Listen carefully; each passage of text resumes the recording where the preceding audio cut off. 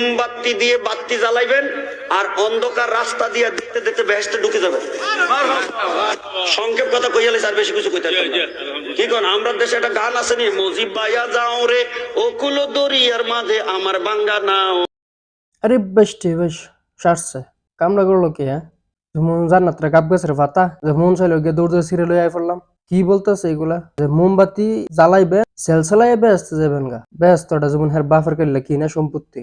কি কয় এগুলা? এই তাই করতে এগুলার বাড়ি কই থায় কই কোন দেশে থায় এগুলা? এই ফাগল ছাগল আপনার কি সিটের অভাব পড়ছে? এগুলা ছেড়ে দিছে সিকিউরিটি গার্ড মনে বেশি ফোকটা না, নাহলে তো ধরে বেঁধে রাখলো এলে তাই করতে খাইছে ছাগল ফাগল। এগুলার দাওয়াত দিয়া না কোন ফাগলেরা?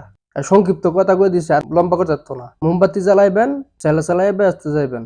বইরেছেন কোন দুঃখে দৌড় দেন, দোকান খোলা আছে দেখেন 5টি দিয়ে 10টি দিয়ে একটা মোমবাতি লইয়েন আইনা জ্বালাই দেন, অন্ধকারের মধ্যে চাল চালাই ব্যস্ত যাবেন গা, আর কোন কিছু লাগতো না।